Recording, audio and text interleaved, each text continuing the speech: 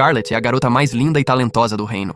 Dotada de magia, inteligência e força, ela sempre é a primeira no ranking da escola. Mas, para seu azar, é forçada a se casar com o príncipe Kyle, um completo babaca sem noção que diz que irá fazer dela sua escrava. Mas Scarlett não é o tipo de mulher que se deixa dominar por homens. Muito pelo contrário. Ela está se segurando para não acabar com a raça de Kyle. Tudo começa em um baile, repleto de nobres corruptos e sem moral alguma. Scarlett está sendo humilhada na frente de todos por Kyle, que afirma estar cancelando o noivado dos dois. Naquele momento, ele anuncia que a baronesa Tereneza será sua nova noiva. Os nobres corruptos aplaudem com sorrisos nojentos, desejando felicidades ao novo casal.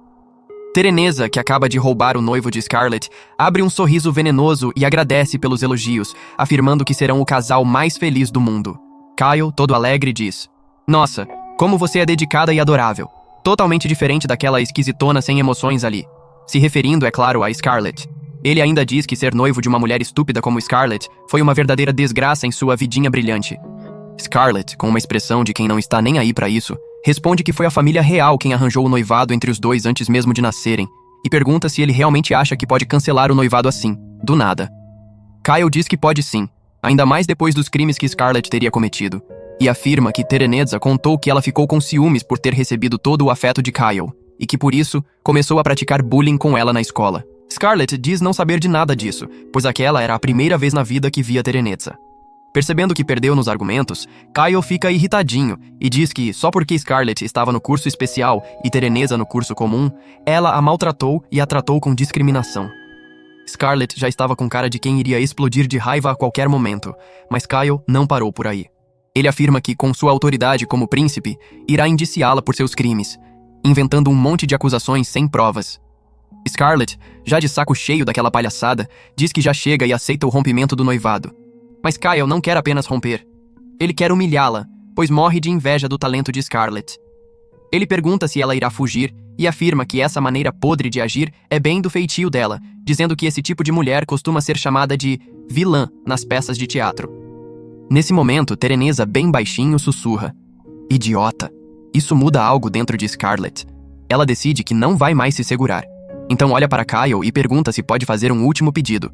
Kyle retruca, mas Tereneza, já crente que tinha vencido e humilhado Scarlett, diz para ele deixá-la fazer esse último pedido. Nesse instante, Scarlett começa a caminhar na direção dos dois e, como uma verdadeira mulher, diz: "Poderia me permitir sentar a porrada na cara dessa vaca nojenta?" Ela se ajeita, prepara os punhos e, sem dó nem piedade, desce um soco cheio de ódio na cara de Tereneza. Mas antes de tudo isso, no passado de Scarlett, quando ainda era criança, ela tinha um hobby bem diferente. Adorava bater nas pessoas. Seu irmão gentil, Leonardo, pergunta por que ela espancou um garoto novamente, depois de já ter feito isso na semana passada. Como dessa vez ela fez isso para salvar uma criança plebeia pobrezinha, o caso dela foi relevado. Scarlett afirma que não é como se gostasse de bater em qualquer um sem motivo, mas sempre que faz isso é por um bom motivo, para o bem do reino e para o bem do mundo, afirma ela, toda convicta. Leonardo diz que, quando chegou ao local, a encontrou toda feliz, ainda coberta do sangue do garoto que havia espancado. Ele se levanta e, com carinho, diz que no próximo dia haverá o baile dos nobres, e ela será apresentada ao mundo, pedindo para que maneire na violência. Já no baile, Scarlett encontra Kyle pela primeira vez. Ao se apresentar, ele logo a chama de idiota, impondo sua autoridade como príncipe e dizendo que ela trabalhará para ele. A partir dali, Kyle faz da vida de Scarlett um inferno, maltratando-a de todas as formas mesquinhas possíveis. Extremamente irritada, Scarlett pergunta ao pai se o comportamento terrível de Kyle não havia passado dos limites, mas seu pai, um frouxo, diz que, como foi a família real quem arranjou o noivado, nada pode fazer. Scarlett teve que aguentar isso por vários anos. Quando fez 15, entrou na Academia Real para Nobres e, como era top 1 em praticamente tudo, logo ganhou várias fãs. Mas o demônio do Kyle também estudava lá e, deduzindo que Scarlett entrou na academia só para auxiliá-lo, logo diz que ela seria sua escrava. Nessa época, Scarlett já havia construído um espírito de aço dentro de si e estava inabalável diante de qualquer bobagem que o príncipe Kyle fizesse. Na sala de aula, já se preparando para sair, Kyle aparece todo irritado, afirmando que ela já deveria estar comprando o almoço dele. Ele agarra o colarinho de Scarlett e ela, com voz firme e se segurando para não arrebentar a cara dele, diz que irá fazer isso e pede desculpas. Mas Kyle não aceita as desculpas e a agarra novamente, afirmando que irá puni-la. As amigas de Scarlett tentam intervir, mas como ele é o segundo príncipe, nada podem fazer. Para impedir que elas contem aos professores, Kyle manda seus seguranças ficarem de olho nas garotas. Kyle leva Scarlett para fora da academia e lá demonstra toda a sua inveja, furioso porque ela está no curso especial, enquanto ele, um completo idiota, foi rebaixado para o curso comum. Nesse momento, Kyle puxa uma adaga do bolso e diz que vai cortar o cabelo de Scarlett para dar de presente à galera do curso comum. Scarlett pede para ele não fazer isso, ou será forçada a contar para o pai, e ele pode acabar anulando o noivado dos dois. Mas Kyle dobra a aposta, afirmando que o pai de Scarlett é um pau-mandado do seu, e diz que o noivado não será rompido até que ele decida. E completa dizendo que ela será sua escrava pelo resto da vida. Scarlett fecha os punhos e se prepara para arrebentar Kyle, pois aquilo já passou de todos os limites aceitáveis. Mas para a sorte dele, o primeiro príncipe, Julius, que estava em cima de uma árvore tirando um cochilo, interrompe a briga. Ele chama Kyle de idiota por ter sido rebaixado para o curso comum e por descontar sua raiva em Scarlett. Então se aproxima dela e pede desculpas pelo incômodo que seu irmão causou. Scarlett agradece e diz que ele não precisa se preocupar, pois Kyle é sempre assim. Isso irrita Julius, que se vira para Kyle e diz que, apesar de já ter ouvido falar que ele importunava sua noiva com frequência, espera que ameaças com faca não sejam algo que aconteça diariamente. Kyle, morrendo de medo do irmão mais velho, diz que é tudo culpa de Scarlett, pois mesmo sendo sua noiva, ela não o respeita. Ele chama seu segurança, Sigurd, pedindo para que tire Julius dali. Mas Sigurd não é bobo e diz que não pode fazer isso, pois Julius também é da família real, e por mais que queira obedecer à ordem de Kyle, não pode desafiar o primeiro príncipe. Sem alternativas, Kyle sai correndo e Scarlett já imagina que terá mais dor de cabeça pela frente. Ela agradece a Julius por tê-la salvo, mas ele se pergunta se quem foi salvo foi ela, ou Kyle. Curiosa, Scarlett pergunta a Julius o que ele estava fazendo em cima da árvore, e ele responde que estava lendo. Em sua mente, Scarlett relembra que, no reino de Paristan, existem 2 príncipes. O primeiro é Julius, filho da rainha e atual herdeiro do trono. Mas, como tem uma postura intolerante à injustiça, acabou se tornando uma ameaça para vários nobres corruptos que começaram a planejar colocar Kyle, o tolo do segundo príncipe, no trono. Por isso, conflitos entre as duas facções ocorrem todos os dias na academia, e ela definitivamente não quer se envolver nisso. Julius gosta de matar o tempo lendo um bom livro, mas agora afirma ter encontrado algo mais interessante do que qualquer leitura, se referindo a Scarlett, é claro. Mas ela não gosta nada disso. No dia seguinte, Scarlett descobre que ficou em segundo lugar nas provas de aptidão, enquanto Julius ficou em primeiro. Isso a irrita profundamente, porque ela nunca tirava notas perfeitas. Era sempre 99, por puro capricho dos professores que, mesmo quando ela os superava, inventavam desculpinhas para não lhe dar nota máxima. Julius aparece e Scarlett o parabeniza por ter ficado em primeiro lugar. Percebendo que ela está irritada, ele chega bem perto do ouvidinho dela e diz, com um sorriso provocante: "Ficar em primeiro lugar foi molezinha." Isso foi como um soco no estômago dela.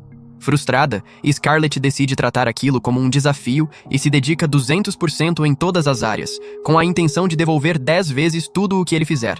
Logo, ela conquista novamente o primeiro lugar e recupera sua liderança na academia. Julius a parabeniza e, fazendo um leve carinho na cabeça dela, diz que adorou vê-la treinando escondida. Isso a deixa ainda mais irritada. Suas amigas perguntam se Scarlett está tendo um relacionamento mais íntimo com o príncipe, mas ela nega completamente. A garota loirinha, porém, comenta que na escola corre um rumor de que Julius se esforçou menos só para Scarlett ficar em primeiro lugar, e assim ele poder vê-la feliz. Entendendo o modus operandi de Julius, Scarlett passa a ignorá-lo, mas em todo lugar que vai, ele está lá. Cansada disso, ela pergunta o porquê de ele estar a perseguindo. De forma descarada, Julius diz que é pura coincidência, o que obviamente não convence ninguém. Ele dá um sorrisinho e diz: "Apesar de chamarem você de rosa de gelo, se olhar de perto dá pra ver claramente o que está pensando." Enquanto voltam para casa, Julius pergunta se as coisas têm estado calmas com Kyle, e Scarlett responde que sim, já que, agora que ele está no curso comum, quase não aparece. Então ela percebe que, desde o dia em que Kyle a ameaçou com uma faca, Julius tem estado mais próximo dela, provavelmente com a intenção de manter o irmão distante. Observando a beleza estonteante de Scarlett, Julius diz que as emoções dela estão começando a aparecer novamente. Acariciando seus cabelos, ele comenta: "Esses cabelos prateados são lindos. Só de imaginar que você os perderia por um ato tolo de uma pessoa tola. Isso seria insuportável para mim." Julius ainda afirma que, dentre todas as pessoas que conheceu em toda a vida, Scarlett é o espécime mais interessante e peculiar de animal que já viu. Ele mostra seu caderno de monstros e diz que ela é, de longe, a mais fascinante de todas. Em seguida, pergunta se ela não se interessa em noivar com ele imediatamente, garantindo que a trataria muito melhor que seu irmão. E foi assim que Scarlett guardou uma ira tremenda até aquele momento. Ela passou anos sonhando com o dia em que daria uma bela porrada nesses príncipes malucos. E graças ao fogo aceso por Tereneza, ela finalmente explodiu tudo o que estava acumulado dentro dela. O príncipe Kyle cai sentado no chão, morrendo de medo, enquanto Scarlet, furiosa, garante que vai acabar com todos os nobres seguidores da facção do segundo príncipe que estão ali. Os seguranças tentam pará-la, mas ela coloca todos para dormir e, em seguida, começa a dar uma surra em cada um deles, um por um. Em desespero, alguns nobres confessam que mantêm escravos, mesmo sendo proibido no reino, o que motiva ainda mais Scarlet a socá-los sem dó nem piedade. E para finalizar com chave de ouro, sobra apenas o príncipe Kyle. Leonard chega e tenta impedir Scarlet, mas já era tarde. Ela finalmente dá o seu tão sonhado soco, com todas as forças, jogando Kyle contra a parede.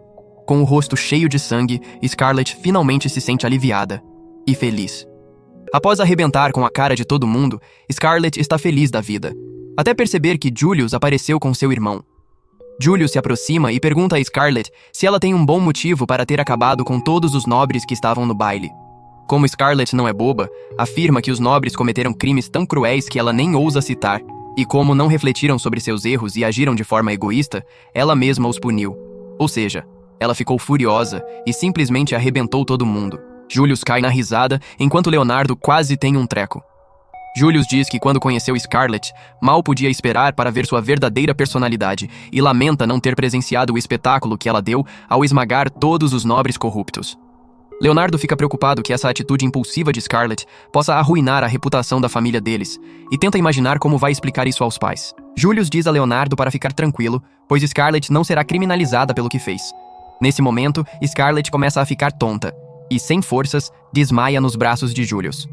Parece que ela usou demais a bênção de Cronoa, o que a levou à exaustão repentina. 3 dias depois, ao abrir os olhos, Scarlet percebe que há uma garota em cima dela com uma adaga apontada para seu peito. Nesse instante, a garota grita que ela tem que morrer e se prepara para eliminá-la. Mas Scarlet não é uma dama frágil e inocente. Ela manda um soco poderoso na cara da garota, a enterrando na parede. Leonardo escuta o estrondo, corre para ver o que foi e se depara com a situação. Preocupado com a irmã, diz que achou que ela não iria despertar mais, pois nem os médicos souberam dizer o que aconteceu. Scarlet, ciente que exagerou, pede perdão ao irmão. Ele pede para ela prometer que não vai bater em mais ninguém, mas Scarlet logo o corta, afirmando que isso é impossível. Em seguida, Julius aparece e dá ótimas notícias. A família real cancelou oficialmente o noivado dela com o idiota do príncipe Kyle, e finalmente o pai de Scarlet anunciou sua reprovação em relação ao casamento. E ainda melhora. Devido a toda essa confusão, Kyle foi deserdado. Dentre a facção do segundo príncipe, já existiam suspeitas de nobres que cometiam crimes como escravidão e tráfico de pessoas, e usaram essa oportunidade para reprimi-los de uma vez por todas. Scarlet pergunta qual será sua punição, mas Julius a tranquiliza, afirmando que, para a família real, prendê-la seria algo impensável.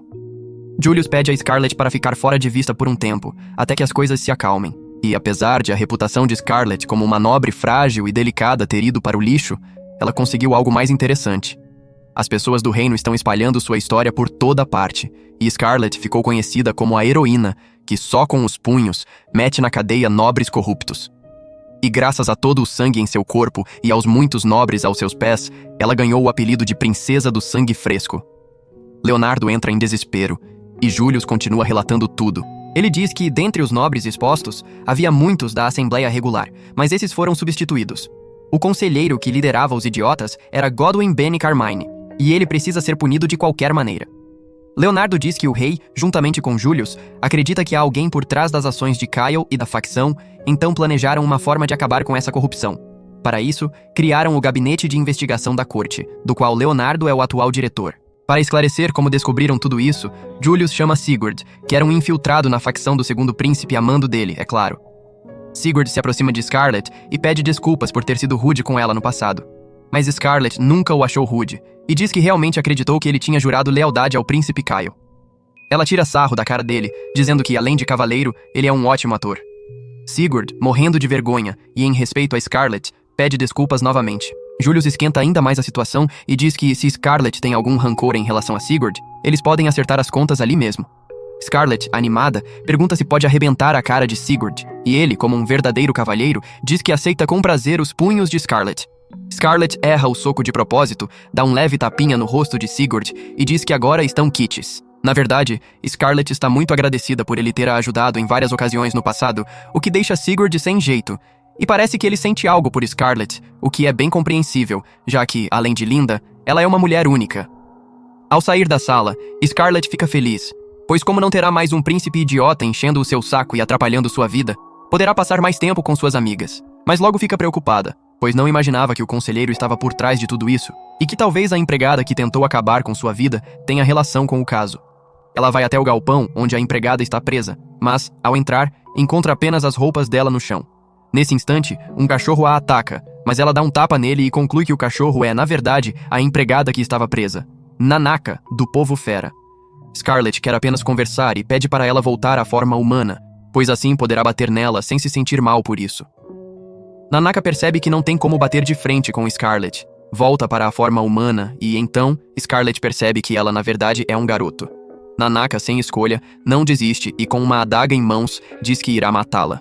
Scarlett percebe que há um brasão de escravidão no peito dele. Esse brasão faz com que as pessoas marcadas jurem lealdade incondicional a quem conjurou a magia. Scarlett diz a Nanaka que pode livrá-lo desse brasão e pergunta se, caso ela o faça, ele contará tudo sobre seu contratante. Nanaka, ainda desconfiado, responde que, se ela remover o brasão, fará o que ela quiser. Para demonstrar que ele não representava ameaça alguma, Scarlett o agarra e o joga no chão como se fosse um boneco. Com a mão sobre o peito dele e usando sua bênção, ela cita um encantamento de reversão temporal e remove o brasão de Nanaka. O poder de Scarlett é a bênção de Cronoa, o deus do tempo. O poder da reversão. É um dom extremamente raro e o motivo pelo qual a corte quer prendê-la no reino. Mas, por mais roubado que seja esse poder, ele tem limites. Se Scarlett o usar demais, o poder consumirá sua vida, podendo levá-la à morte em pouco tempo.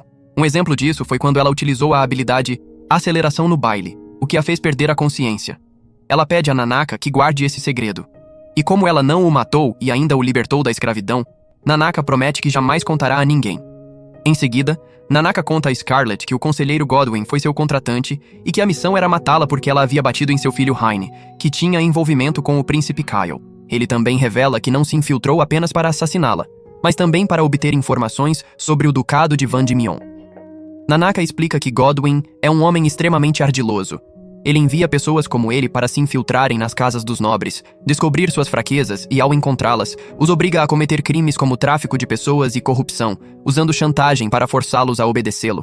Assim, ele aumenta cada vez mais o número de súditos sob seu controle. Ao ouvir tudo isso, Scarlett toma uma decisão. Vai arrebentar com a cara do conselheiro Godwyn. Nanaka fica desesperado, pois Godwyn sempre anda cercado de guardas, mas Scarlett diz para ele ficar tranquilo. Afinal, quanto mais guardas, mais gente para ela encher de porrada. Nanaka pergunta por que ela gosta tanto de bater nos outros, e Scarlett, com um sorrisinho, responde que dar uma surra em quem te irrita é o básico da etiqueta de uma dama. Nanaka diz que Godwyn aparece uma vez por semana em leilões, mas Scarlett comenta que não vai aguentar esperar tanto tempo. Nanaka afirma que não sabe o local exato do próximo leilão, mas pode conseguir informações com os comerciantes e pede para acompanhá-la. Scarlett diz que, ao fazer isso, ele estará traindo Godwyn, mas Nanaka responde que, se puder trair quem enganou seu povo e o vendeu como escravo, fará isso com toda a alegria do mundo. Percebendo a determinação de Nanaka, Scarlett estende a mão e diz que juntos irão para a capital dar uma surra em algumas pessoas. Mas, do lado de fora, Julius escutava tudo. 3 dias depois, na cidade plebeia, Scarlett está confusa, pois comprou um minério de mitril de uma criança por uma moeda de ouro, mas nunca viu um minério de mitril tão opaco e sem cor. Nanaka diz que aquilo é apenas uma pedra comum e que ela foi enganada. Scarlett pergunta a Julius por que diabos ele está os acompanhando se ninguém o chamou, e ele responde que, como será o próximo rei, queria ver de perto como realmente vive o seu povo, pois não quer ser apenas um rei de enfeite, mas sim um rei de verdade, que crie um reino ideal para o seu povo, e que por isso está os acompanhando até o lado mais pobre do reino. Scarlett não cai nesse papinho bonitinho e pergunta qual é o real motivo. Então Julius abre um sorrisão e diz que não poderia deixar algo tão divertido passar. Nesse momento, alguns bandidos aparecem e Scarlett já se prepara para dialogar com eles, mas Nanaka pede para ela esperar um pouco, pois quer conseguir informações com eles. Ele diz aos bandidos que estão procurando por Junk, um intermediário, mas os bandidos não têm ideia de quem seja Junk e comentam que souberam que uma dama idiota comprou uma pedra por uma moeda de ouro de uma criança, e que depois disso, eles a espancaram e roubaram a moeda. Scarlett fica furiosa a ponto de esmagar a pedra que comprou. Os bandidos partem pra cima dela, mas ela joga o que restou da pedra no rosto deles, ativa uma magia de aprimoramento físico e, em seguida, usa novamente a bênção de aceleração, acabando com os bandidos um por um. Logo, um deles percebe que não estão diante de uma nobre frágil e delicada, mas sim da linda, violenta e implacável Scarlet, a princesa da porrada. Julius começa a rir do apelido de Scarlet, e ela, furiosa, apaga o loirinho com um soco na cara. Em seguida, parte em direção a outro bandido que aponta uma faca para ela, mas Scarlet o derruba com um único golpe. Morrendo de medo, o homem se ajoelha, implorando para que ela o poupe. Scarlet pergunta se ele deixou o garoto fugir depois de tê-lo roubado e diz que se alguém pisa nos mais fracos, precisa estar preparado para ser pisoteado também. Ela se prepara para acabar com ele, mas o bandido, em desespero, grita que sabe onde o intermediário Junk está e revela que ele se esconde em uma taverna mais adiante. Scarlet agradece pela informação e mete um soco na cara do bandido. Em seguida, Scarlet pergunta a Julius o que ele estava fazendo enquanto ela lutava, e ele responde que estava dando apoio emocional, já que ela claramente não parecia precisar de ajuda.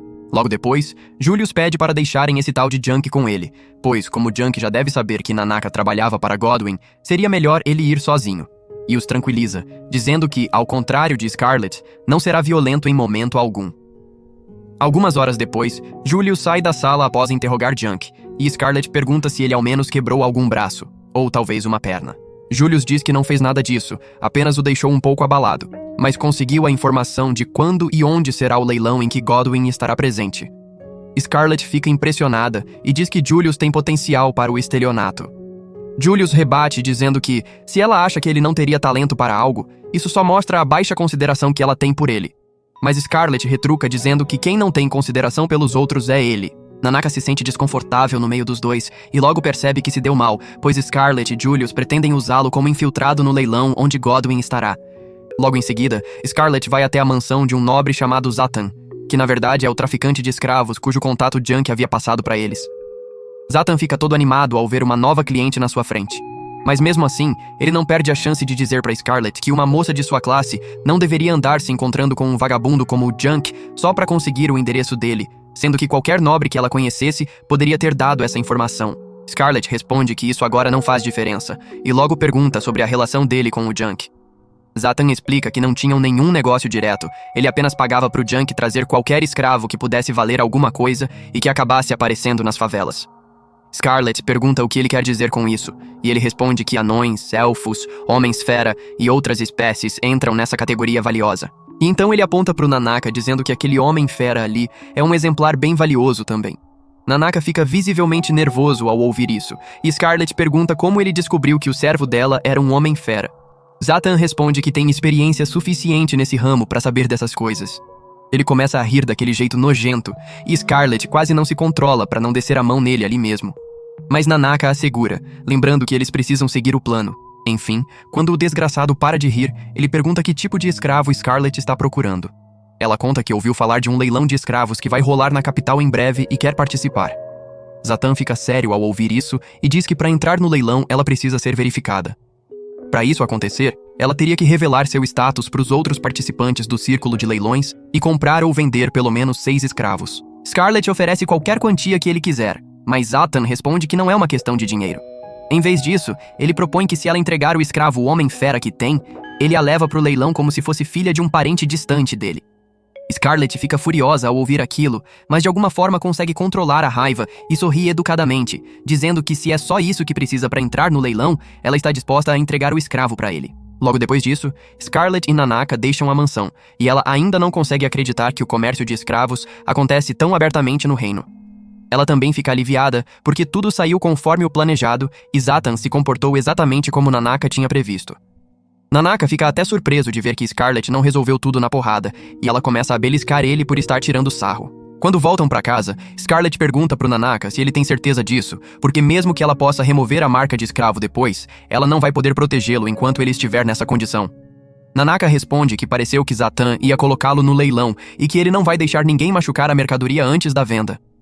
Ele acrescenta que está fazendo isso para se redimir pelo crime de ter tentado matá-la, e de repente começa a bocejar. Scarlet percebe que os homens-fera são mais ativos durante a noite e dormem durante o dia. No instante seguinte, Nanaka se transforma na forma animal e apaga nos braços da Scarlet. Ela o leva de volta para a estalagem, onde o príncipe Julius está esperando por eles. Scarlett conta que as negociações foram bem-sucedidas, e ele fica chocado ao saber que ela conseguiu lidar com a situação sem socar ninguém. Scarlett já fica irritada com esse comentário. E então Julius diz que deveria ter ido junto para presenciar essa ocasião rara em que ela resolveu as coisas sem partir para violência. Mas o príncipe do país não pode sair por aí comprando escravos. Scarlett não está com paciência para ele. Então, assim que coloca Nanaka para dormir, ela decide sair para tomar um ar. Julius diz que estava pensando a mesma coisa e a acompanha, ficando grudado nela o tempo todo. Scarlett fica irritada com isso, mas Julius continua seguindo ela, dizendo que tem uns assuntos para resolver naquela rua. De repente, um vendedor de torta de maçã chama a atenção da Scarlett, dizendo que tem uma promoção para garotas bonitas. Ele diz que se ela comprar uma torta de maçã, ganha uma maçã de brinde, e Julius decide aproveitar a oferta e compra também. Depois, um vendedor de bijuterias tenta vender umas joias baratas para ela, e Julius compra também, mas não sem antes pechinchar bastante. Ele faz uma compra de uma vidente meio suspeita também, e Scarlett pergunta que assuntos são esses que ele tem nessa rua afinal. Julius responde que inventou tudo isso e chama a Scarlett de bobinha por acreditar numa mentira tão óbvia. Ela fica realmente irritada e soca uma parede ali perto porque não pode socar o príncipe na cara. Julius só dá risada disso e então oferece uma torta de maçã para ela, que faz Scarlett se sentir como se estivesse voando pro céu. Julius então pede desculpas por ter provocado ela, mas ela responde que ele não vai conquistar o perdão dela com apenas uma torta de maçã. Porém, adicionar mais uma torta de maçã à oferta resolve o problema, e Scarlett rapidamente o perdoa. Depois disso, Scarlett comenta que Julius conhece muito bem a cidade e ele responde que costumava matar aula direto para explorar as ruas. Ele pergunta o que ela está achando do mercado e Scarlett comenta que quando Kyle mandava ela comprar pão para ele, nunca tinha tempo de olhar direito as coisas ao redor. Mas agora que está vendo de verdade, o mercado parece um lugar bem animado. Julius fica feliz que ela tenha gostado e diz que toda vez que vinha aqui, queria que ela pudesse ver esse lugar. Scarlett fica pensando se ele veio junto só porque queria mostrar a cidade para ela, e conclui que se ele tivesse falado isso logo de cara, ela não teria ficado tão irritada. De repente, Julius começa a falar sozinho, dizendo que odeia ficar entediado. Desde criança, as únicas coisas que despertavam o interesse dele eram as feias e distorcidas. Ele sempre esteve cercado de nobres idiotas querendo puxar o saco dele, e tinha que ficar fingindo o tempo todo na frente deles. Mas então ele viu a Scarlett, que não estava nem aí pra ele. E ainda por cima, viu o irmão mais novo dele enchendo o saco dela. Então, decidiu conversar com ela. Disse que podia reclamar pro pai se o Kyle estivesse assustando ela. Mas a Scarlett só deu um sorriso assustador e falou que ele tinha feito uma piada boa. Foi nesse momento que ele fixou toda a atenção nela e nunca mais parou de achá-la interessante. Ele repete mais uma vez que acha a maioria das coisas no mundo entediantes, mas odeia ficar entediado. Por isso, tenta manter coisas interessantes por perto. E neste momento não existe ninguém mais interessante para ele do que a Scarlett. Com isso, ele de repente se inclina e beija o rosto dela, deixando Scarlett completamente sem reação. Julius diz que não é aquele amor romântico tradicional, mas tem certeza de que gosta dela e que ela é muito importante para ele. Mais tarde, naquela noite, enquanto Scarlett fica sozinha no quarto, ela ainda não consegue acreditar no que acabou de acontecer. Ela se joga na cama, se perguntando se o beijo foi só mais uma das artimanhas do príncipe para irritá-la. No dia seguinte, Scarlett vai encontrar o Zatan de novo e avisa que vai entregar o Nanaka para ele, mas ele precisa cumprir a promessa. Ele concorda, mas antes disso, pede uma prova de que o escravo é realmente um homem fera. Ela pergunta se ele não confia nela, e ele responde que é só política dele confirmar a mercadoria antes de aceitar.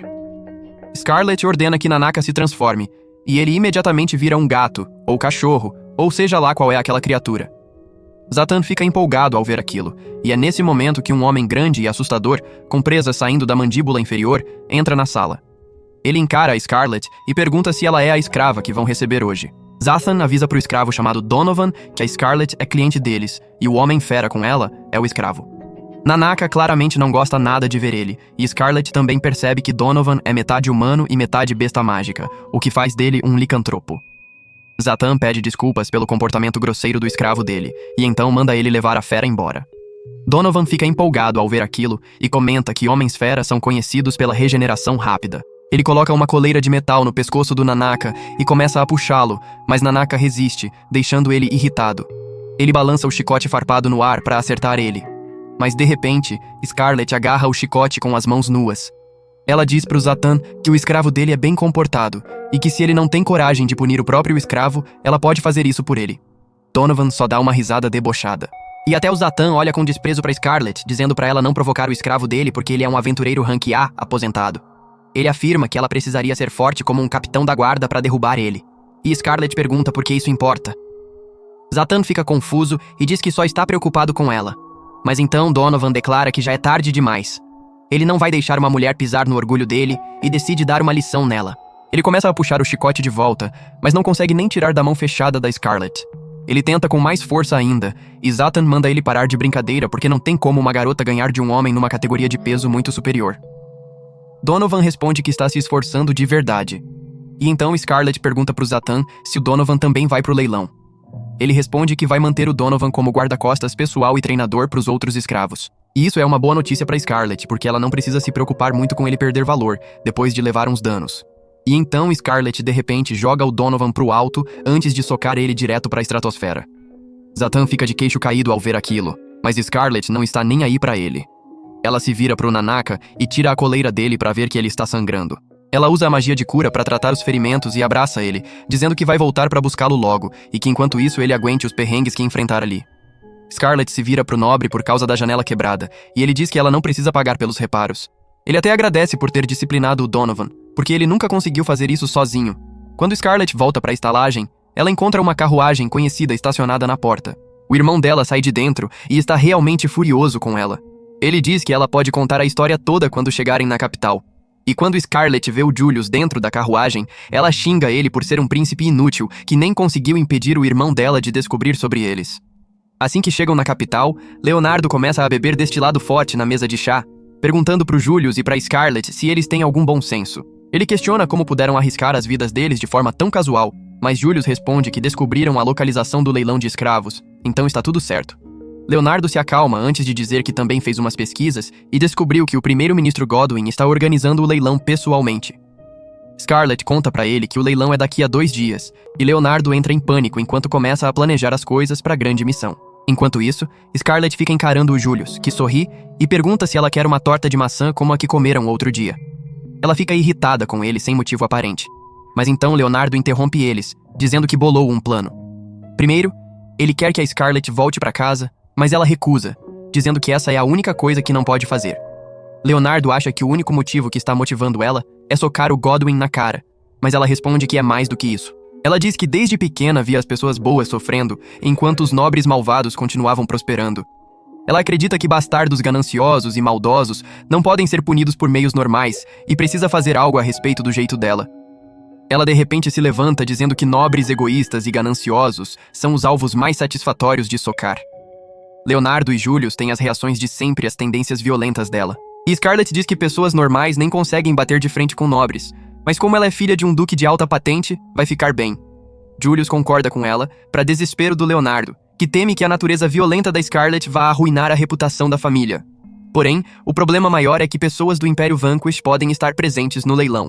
Tanto Scarlett quanto Julius ficam tensos ao ouvir sobre isso, porque o Império Vanquish está em conflito com o reino de Palestina deles há 300 anos. Eles são conhecidos por serem pessoas impiedosas que respeitam o poder como única hierarquia e são governados por cavaleiros de dragão poderosos. Mesmo que negociações de paz tenham começado entre as duas nações recentemente, Leonardo confirmou que a Força Aérea Vanquish esteve em contato com o Godwin ultimamente. Coincidentemente, ao mesmo tempo, Godwin está tendo uma reunião com alguns oficiais do Exército Aéreo Vanquish. Ele está furioso com a Scarlett por ter destruído a festa do Kyle e descarrilado os planos deles, e pede para os soldados se livrarem dela. O soldado ruivo aceita a missão com prazer e voa embora no dragão dele. Mas Godwin não está satisfeito com a atitude arrogante dele. Nessa hora, uma garota diz para ele esquecer os cavaleiros de dragão e olhar o que ela conseguiu. Ela aponta uma arma para o Godwin, mas como armas de fogo ainda não foram inventadas nesse mundo, ele não sabe o que é aquilo. A garota diz pra ele que é um presente da deusa Palmia, e Godwin puxa o pingente dele dizendo que já tem um presente dela, e que não acha que aquele cilindro esquisito possa fazer alguma coisa. Mas quando a garota atira num vaso de flores com a pistola, ele fica chocado. A garota se revela ser ninguém menos que Taran, a amante do Kyle. E ela diz pro Godwin usar essa arma que pode matar até os inimigos mais temíveis pra vencer as próximas batalhas dele. E esse foi o episódio 3, galera. Lembra de curtir e se inscrever no canal. Obrigado por assistir e te vejo na próxima.